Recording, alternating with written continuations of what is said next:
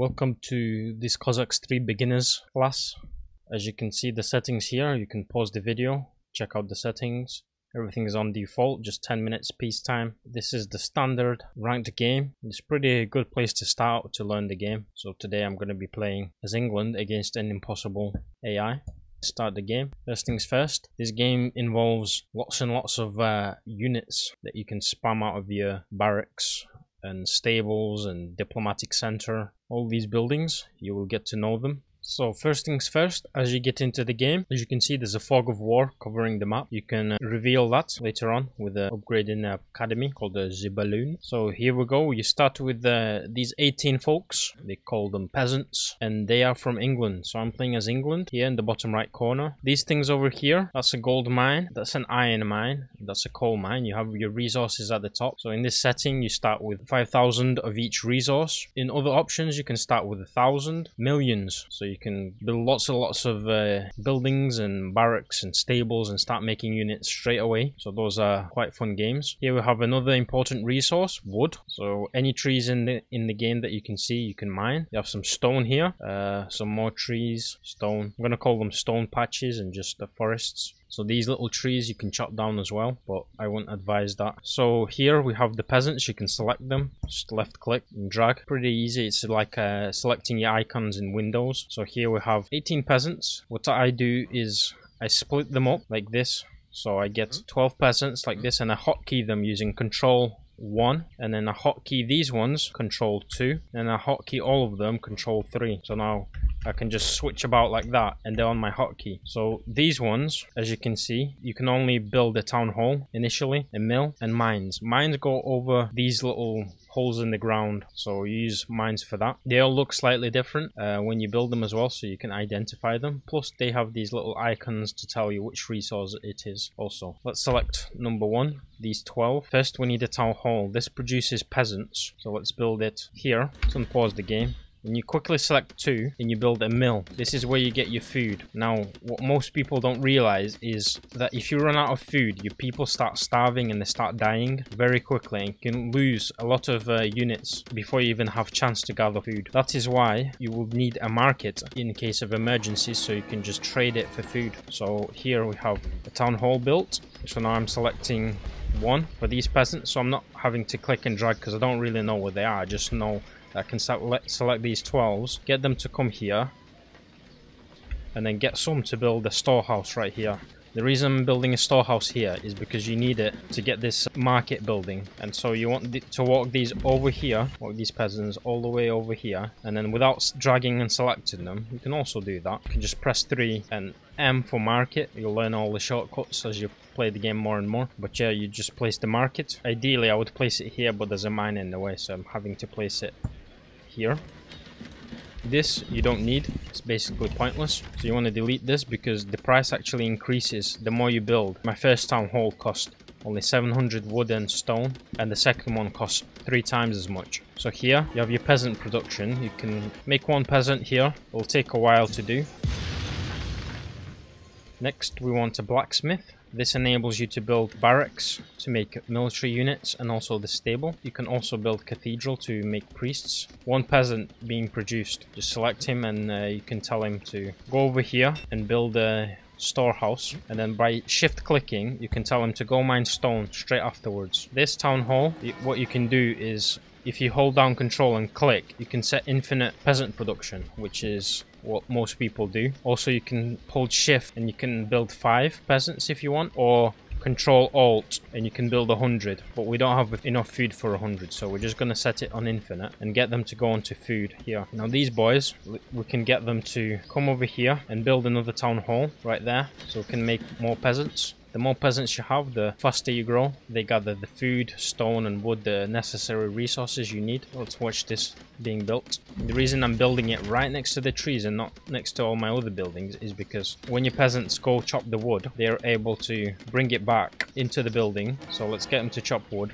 So here, as you can see, they all take the wood to this corner point That's why you always want to build the town hall below the resource patch you want to get at. So here they all kind of like come to it, so they're not traveling a long time. That's what I'm trying to say. They don't have to travel a long time. That means they get more wood faster. Similarly, here in the storehouse, let's get these guys on stone. Also, forget this camera view. I'm gonna just get this town hall to produce peasants, so they get food here. So here we have these peasants, and as you can see, I built the storehouse below the stone. So if we speed it up a little bit here, you can see they take the stone to this point right here. Let's zoom in here. See, they take the stone to here and they dump it right there in that corner. That's why you build the storehouse below the resource patch you want to get the resources out of. It's done this way just so, you know, it looks like they're dumping it somewhere, but it's actually disappearing, whatever they're putting in there. So you can't actually see them dump it in there. That's why it's behind there. If you built it, you build your storehouse here. See, if I build one here right now, let's speed this up. Get them to mine stone.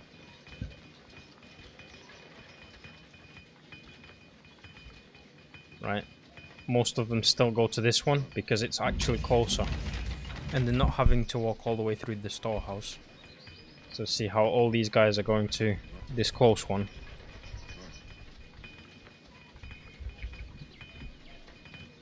So yeah, this one is further away.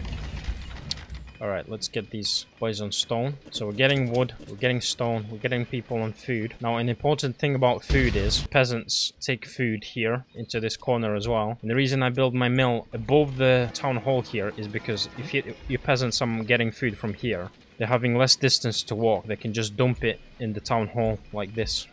Not many people know this. So like this, see? You don't actually need them to go to the mill. So you want to reduce travel time as much as possible. So that they gather more food. So see, this town hall captures this kind of area in the box, whereas this captures the rest.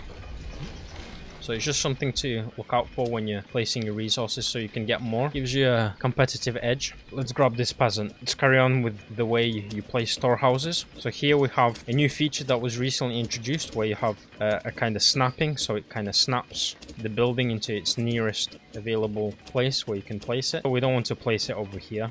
That's a no-go. And for this, we want to place this storehouse as close to the stone as possible. So you don't want to be placing your storehouse here, like all the way down here, because your peasants are going to have to walk a really long way to dump stone. And obviously if they're walking around too much, they're not mining. You want to limit walking time as much as possible. So the best place to build it is right here. Just find a place where it snaps and build it here. You can hold shift click to build one storehouse, two storehouse here. As you can see, two storehouses. That means less travel time. Imagine there's like a radius here around the storehouse where they can dump the stone. Different resource patches have different places where you can place the storehouses. So like this one, for instance, best place to place it is here and kind of here.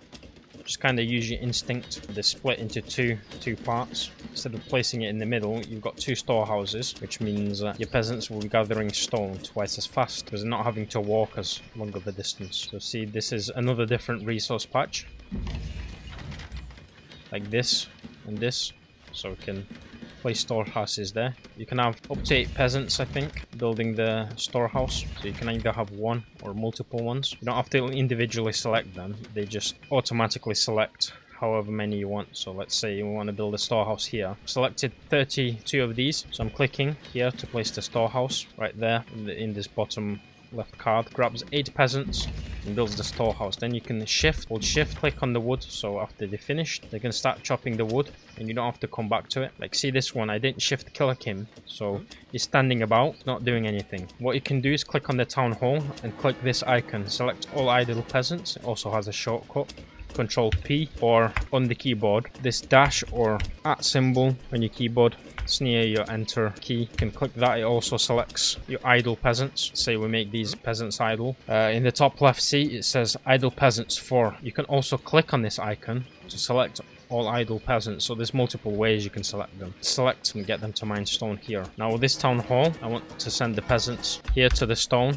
So I just right click and place this cross and they will start gathering stone as soon as they get there. So you don't have to worry about selecting them and getting them to go to stone. You can just Send these guys to wood now. Yeah, and as you can see here, patches of food, the wheat is going down. It's disappearing as you're using it up. What you can do is click on this, grain crops, you grow some more. So you click on it and they start growing, they replenish. That's about it for the basics, gathering all the resources. On the left side of the screen here, the wood, food and stone. To gather gold, iron and coal, you would select some peasants and you would just click on the mine here. Shortcut is N, costs 100 wood and 100 stone, keep that in mind. And you can just hold shift and kind of click and select to build a few here.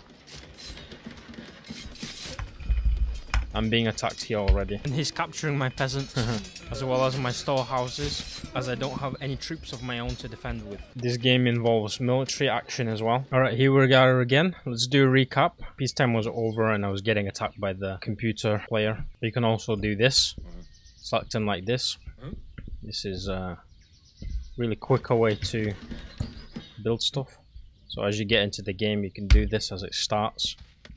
Then I select these 12 guys, I send them to here, holding shift, so they will only go there after they've completed the current task. And I select these 6 guys using one hotkey, and I send them to here. Then I go back to the 12 guys. Once this town hall completes, I'm gonna build a storehouse here and start making peasants. So this is really quick. You can send these peasants to an iron mine. So these guys you select and build a market really quickly. Obviously delete this one. I'm doing this in slow motion, but eventually you can do this really quickly within the game. So now with this guy, I'm placing an iron mine here, so that all the rest of the guys can go get iron. Here, after the market is done, you know, I place a smithy here and another town hall using shift. Get this guy to go to iron. Your trades here, you will trade coal, say for food. So you trade 5,000 coal for food. You trade 2,000 iron for wood, 2,000 iron for stone, and then 500 gold for stone and 500 gold for wood. This gives you enough starting resources to build everything you want. So here we go, we're completing our mine. For this town hall, I'm rallying all these guys to chop wood. And then I'm gonna build one barracks here and one barracks here. This is where you train your infantry units. So 5th guy on the mine. Initially you have 5 people in a mine. There we go, 5 maximum inside. And then if you do an upgrade, you can fit more people in the mine. As you can see, the iron is going up by 5 iron per second. Let's get him to go to food. Let's rally these peasants to food. These ones are being built. The barracks, you want a production of pikemen. Remember, hold control and click to set infinite production. Also hotkey your barracks like this. So say I'm here, I press my hotkey, can be anything from 1 to 9. So you hold down control and click 1 to set it as hotkey number 1. So when I click on hotkey number 1, I can just go like this, right click and set the rally point over here. So they will go now over here and assemble. So with my idle peasants, I can click up here, select them, build myself this building, an academy. It's very important. You do a lot of research upgrades in here to improve your economy, your army, and heal your army also. So I'm going to build that here and send these guys to chop wood over here. So rally these people onto food. Alright, onto food. As you can see, because I built the storehouse here, some of these fields haven't grown.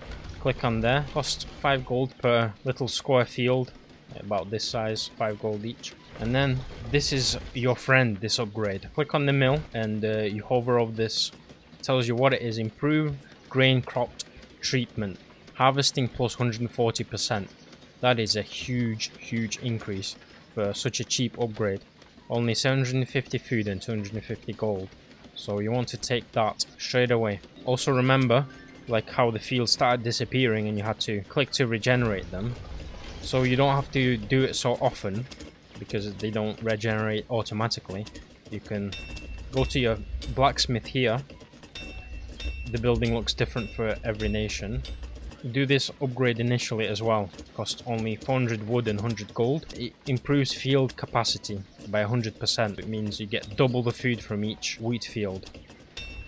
They manufacture agricultural equipment. Speaks for itself. So let's make that upgrade as well. Here we have some pikemen, and pikemen need iron production. That is why I built this iron mine here. They cost 25 food and 20 iron. Peasants themselves cost 100 food, quite a lot. The enemy can also capture them. I will talk about how you can prevent that. Now, as you can see, we have no coal. We don't need coal right now. Coal is used for, with these guys, musketeers. They are ranged shooters, so they shoot bullets, and each bullet they shoot, it takes up around 2 iron, 3 coal, I think. Iron obviously for the metal bullet, coal for the gunpowder. That's what it's meant to represent. Coal as gunpowder, I don't know, it's kind of funny. So let's build some of these. Set them on infinite production also. As you can see, it's quite a few pikemen right now, 5 minutes into the game. What you can also do to find out where your enemy is, you can send a pikeman to each side of the map, or you can send one to the middle. If it has a peacetime, there will be borders on the map. You can actually work out where your enemy is, if it's top left, top, or on your left. And now we have something called upgrades. You upgrade attack here for your pikemen, and you can also upgrade defense. If I click on a pikeman here, it tells you here's got 8 attack. There's his health. That tells you you've selected 1 pikeman. So if I select 70 pikemen, see, it tells me I have 70 pikemen here.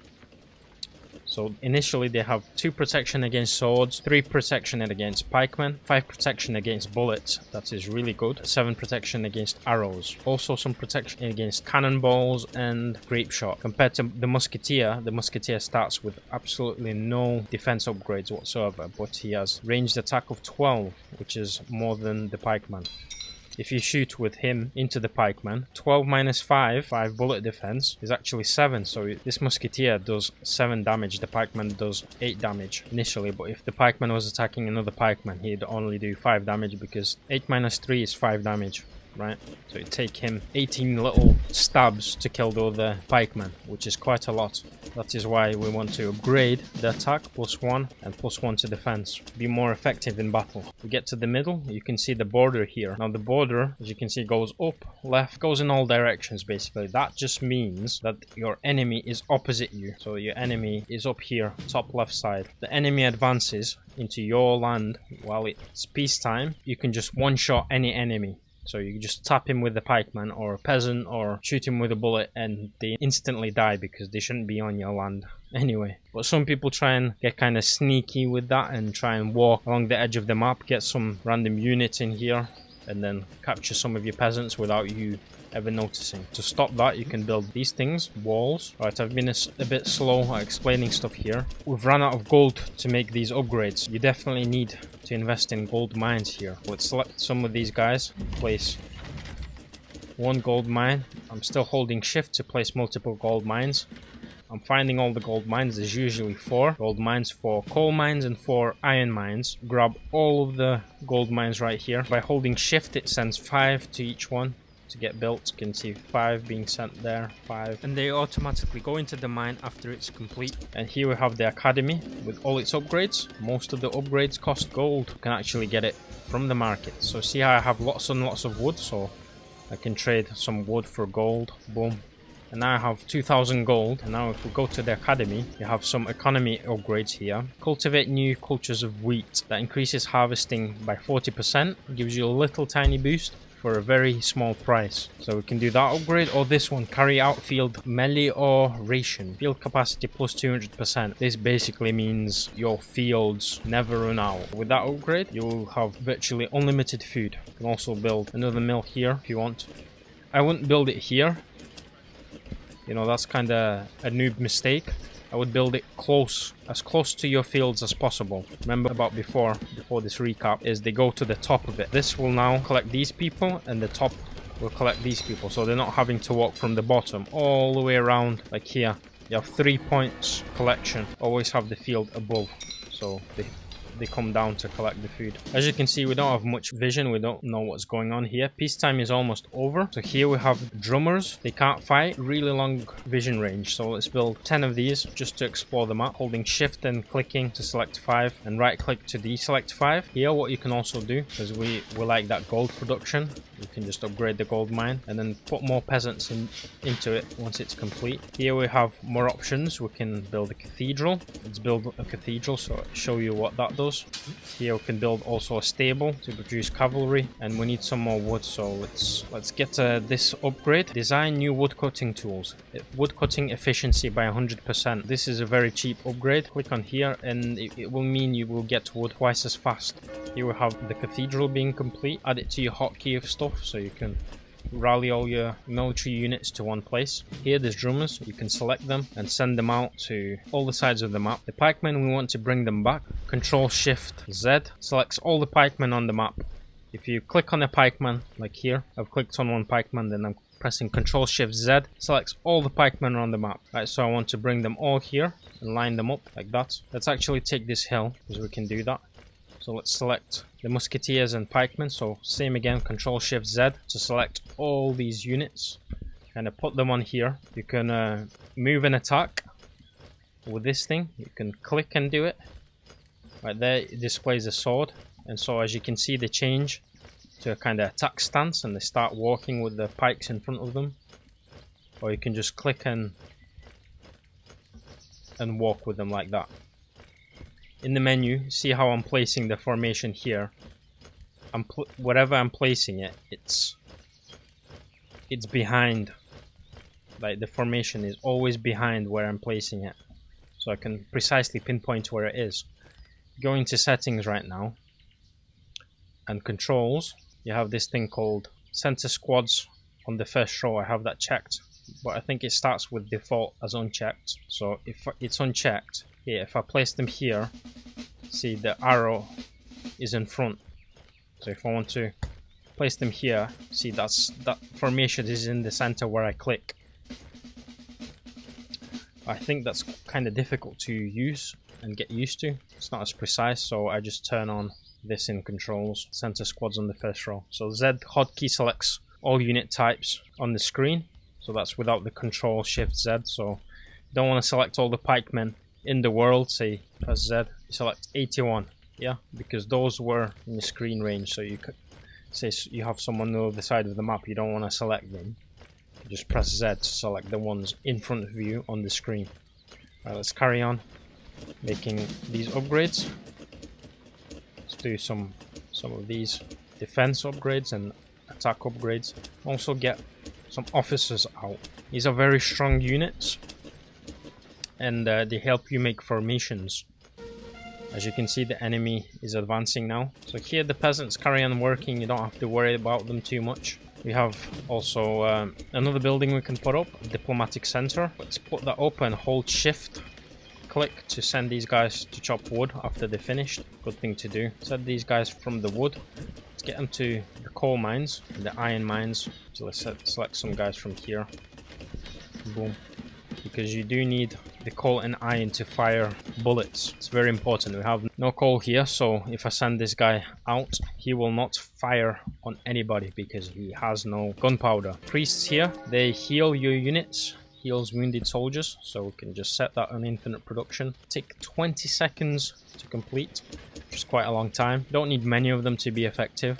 Pikemen take 4.5 seconds. It's different for different nations, but it's pretty standard for European nations. Whereas the gunners, musketeers of the 17th century, they can range from 5-second production to all the way up to 8.5-second production. So depending on which nation you have, the musketeers produce a little bit quicker and they have different stats. Here you can upgrade firepower also. I would advise to upgrade all the officer attack and defense. Also musketeer attack mainly. Right here we have some officers. They've completed them.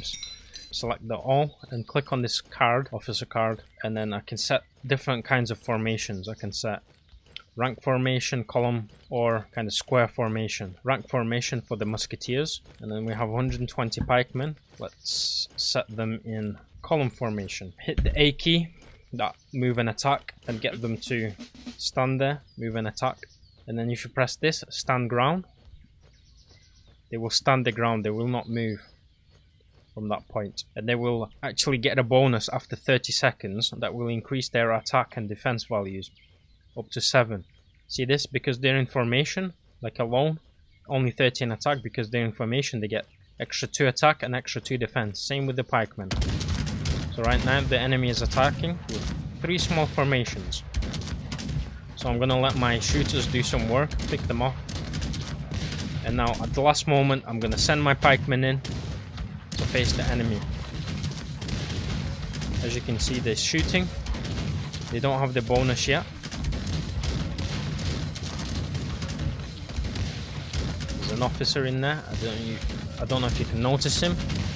He's got a funny looking hat. Alright, the battle is swiftly won. So now what you can do, because some of these need healing, like that. That's why these priests are come in handy, because after battle they can heal your units back up to full health.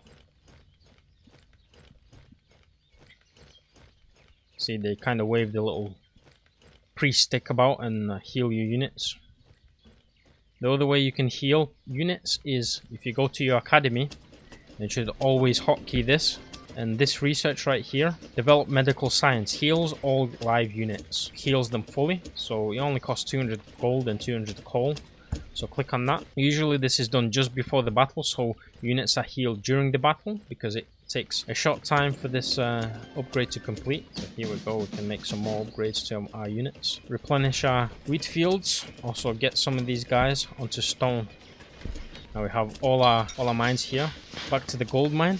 Now that we're all safe, you can select some more peasants and send them into the gold mine, because remember, we increased the capacity. You can increase it one more time here. It adds more and more capacity every time, but the upgrade is more and more expensive. Like this one, it costs 18,000 food, 5,000 wood, 6,000 gold, compared to the first upgrade, which only cost 1,000 food and 1,000 gold, basically.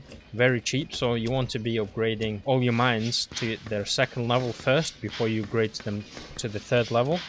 It's more cost effective that way. Here in the top left we have a little house icon that tells you your population. Always keep an eye out on that. If you ever run out of population, your units will stop building. The fun thing about this game is that their population has no limit at all. Well, there's like a 20,000 global unit limit. I'm not quite sure. I think it's 20,000 to be realistic. So yeah, you can select some units and build houses. Shift click to build multiple houses like this. So you just kind of build them any way you want, like that.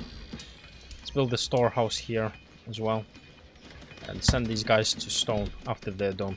All by holding the shift button. You queue commands, get them to do different things. Alright, there's a lot of things to cover here. If you're still watching in this, we have houses here going up, see, by 25.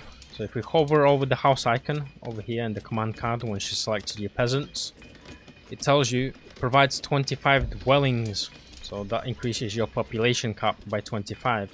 The barracks give you 150 additional dwellings, and a town hall gives you additional 100 dwellings. Also, barracks of the 18th century give you more dwellings. We can actually afford another town hall, so let's build that. More town halls equals more peasants equals more economy equals more stuff. Right, talking about economy, we have some more economy upgrades that we can do. We have this one, very important, stone. 100% stone extraction efficiency. Some people call it the wheelbarrow. Means you gather stone more efficiently. Now let me tell you a little secret about stone and wood. Even though the wood upgrade is a little bit cheaper, stone is actually better for economy, because one, these guys, they don't have to walk as far like in the forest. See, they have to walk a long way in the forest, but in the stone they don't walk as far. Also, you can take my word for it, or you can't, you can check it yourself. Just get one peasant, get him to mine some stone, and you'll notice that you get more stone per peasant per load than you do per load of wood. Stone inherently is the better option if you want to buy gold with stone or do things like that. Right now I want to buy some coal with stone, so I just hold shift and select, multiplies it by 100, so 10,000 becomes 1,000,000. So you can trade 1,000,000 stone for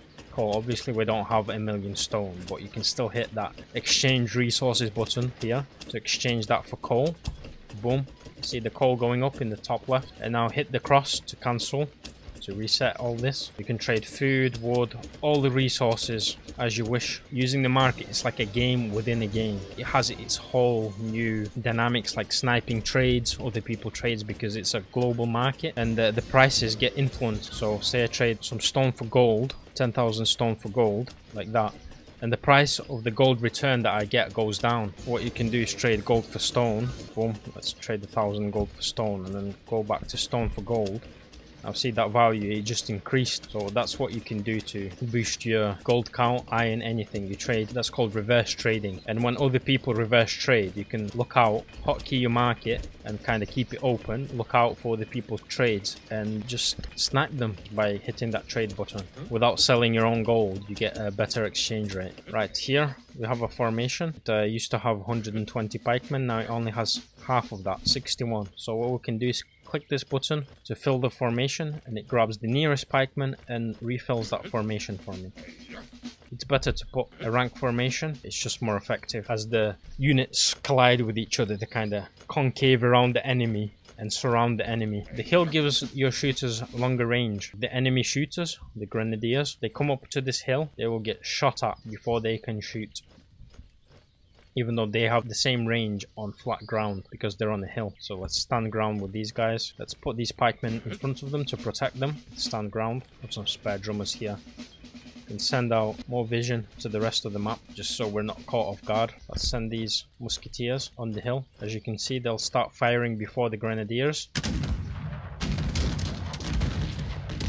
See that range? The grenadiers only reach the pikemen, whereas the musketeers, they reach the grenadiers from a further distance. They get cleaned up pretty easily. We've put the stand ground, and as you can notice that +7/+7. Same with the pikemen. Stand ground. It should give them +7/+7. Let's see, they've been shot at, so we'll just do this academy heal right there. Heals these units. See, now they have +7/+7 because the stand ground has been complete. So anybody shooting them, they now have a total of 5/+7, so that's 12 defense against bullets. And these musketeers, when they were with the base attack of 12, they were attacking against 12 defense pikemen. It actually automatically reduces to a 1 hit damage. So say they had 12 attack, it reduces to basically 1 attack. Even if these pikemen had more bullet defense, it would still do 1 attack. Diplomatic center that I built before, didn't talk about it much, but we can build our own Cossacks here. They are very fast light cavalry. Build some of those. Here in the stables, you can either go Raiders, which are very heavily armored, high health kind of tanky units, or you can go for Dragoon 17th Century, which are ranged cavalry units. They have a bit of speed, high enemy infantry while shooting at them. Now the enemy, he might raid with these Cossacks, he might steal our peasants. So what you can do is select some pikemen, and this thing in the command card, use unit as guard G. So you can click G and click on a mine, click G and click on a mine, and you can set guards to all your buildings. Apart from military buildings, you don't need to protect military buildings or cathedral because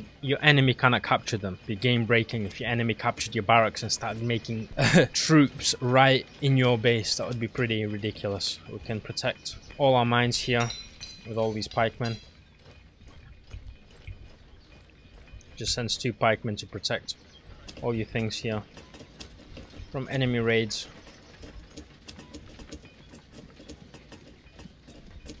See, we can hotkey these Cossacks and get them to run about and do our own raid, which will send them to this side of the map, or we can get them to defend against the enemy raid. We can also do that. The main thing is you have to outnumber the enemy if you're engaging him with these units, because they're pretty fast. You start fighting really quickly. Before you know it, your units can be dead if you're outnumbered. So keep that in mind. See, he's got some Dragoons here, some Raiders coming in, and some cannons. Oh, what fun that is. That's the fun of playing against a bot. We usually get many cannons like this. Multiplayer games, it's mostly infantry units. Some towers, you can build a tower right here or on top of a hill. It gives it more range. Build one here just to defend ourselves. You can build palisade, which is a wooden wall to protect from raids here. Select some peasants to build that. It takes wood to build that, or you can also build a stone wall. Costs stone, and it actually costs stone passively because the walls kind of break down and you have to repair them over time. For our Cossacks, this is pretty standard. You got to watch out for this. If you're a new player, let's speed this up. This is normal game speed. I'm playing slow down just so you could kind of follow everything. See the enemy Cossacks right here, I outnumber him, so I can take him out. Here we have a gold mine. We can kill his pikeman here. try and capture the gold mine. He explodes it, brings his troops to try and defend. So here I'm just trying to find a weak spot. Can't find a weak spot because it's a bot, but usually if you forget to set guards, you can capture some peasants. Yeah, see, the enemy is just protecting everything. So might as well escape with my Cossacks and not let them die without any reason. Alright, this is taking a very long time to build. So is this wall. Whereas this wooden wall, see, it's already complete. Enemies coming in here, shooting with some artillery here. Lots of Cossacks. Let's stop this production because they cost gold to upkeep. See, the enemy is just... I'm just standing here not doing anything. That stand ground is so powerful. Whoa, see that shot? That's close range cannon shot for you. It just kills anything in its path. But what you can do is capture the enemy's artillery here. We'll try and escape and destroy it. But we managed to capture one Hotweiser and one cannon, so we can use that defensively now. We don't have to build our own. So this is a lot more Cossacks now. You can do a lot more economic damage. A lot bigger raids with this. If you ever play in multiplayer, sometimes players try and win games with this just by kind of running into your base while your army is trying to attack the enemy and kind of just destroy all your stuff, and then you just have an army that's starving because you have no people and food. You don't have a market to buy food, and by the time you walk to your enemy, all your units are dead, so it's pretty annoying. Be aware of these kind of sick Cossack raids because they're quite fast units like that. So that's the basics. Cavalry here. Add all these to your hotkey.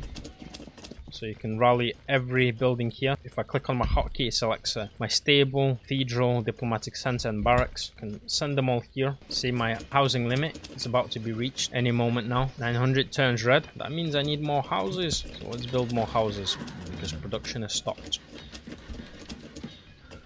Also, as you can see, I'm expanding here. I'm taking more resource patches. That's a pretty standard thing to do. Send some more people onto food. See, my stone wall still building. That's how slow it is. What you can do to alleviate that is a quick upgrade here in the academy. Raise builder salary. Building construction time -75. That's for all buildings. That's another tip there. So if we do that, that wall will get insta-built. If your enemy is raiding you, like I was raiding the enemy, remember he exploded the mine, so I couldn't capture the mine and steal his peasants. This only has 2 peasants in it. You can actually hit the delete key, so like that, delete, and it explodes the mine. I'll put the Cossacks here, explode this mine. Some of them die because there's an explosion, some rocks flying, so it kills off some of the Cossacks. So if the enemy's trying to capture it like this, boom, boom, boom, boom, boom, you explode your mine and you kill some of them without the enemy capturing it. We have another symbol here in the top left. Select all unoccupied mines. So it tells you, it highlights them on the map, little white dots, and it highlights them in yellow like this. So it tells me, yo, there's only one guy in here. So I need to send more people into this iron mine. More people into this one. If we say we want to build more stables, right now it costs about 7,000 wood, 2,000 gold. Let's build one here. Next one costs a lot more. Next one costs double that. Next one costs double that when we can't actually afford it. So we're not going to do that. All my military buildings, select that, and then kind of double click on these new stables that I built. Add them to the hotkey using Control 1. Rally them here. And click on them, start producing more of these raiders. Also, to build cavalry faster, you can get this upgrade in the blacksmith. Mounted unit recruitment speed ×2 gets them out twice as fast. So instead of having 4 stables, it's like I've got 8 stables, so it doubles your production of cavalry units. I actually don't see the map here. There's this upgrade, design Montgolfier, I just call it the balloon. It reveals the whole map. You get it by progressing to the 18th century, which unlocks 18th century barracks, which gives you more powerful units. And also unlocks in the stables the Crusader, the Hussar, Dragoon 18th century. Cost gold for upkeep. So yeah, you can do that to unlock these units. to get into 18th century, you need to go to your town hall. It tells you what you need. You need food, gold, iron. It's different for different nations. Some nations don't have 18th century, like Ukraine and Turkey and Algeria and Scotland. So here we need actual artillery depot. That's how the enemy is getting his cannons. So I need to build one of those.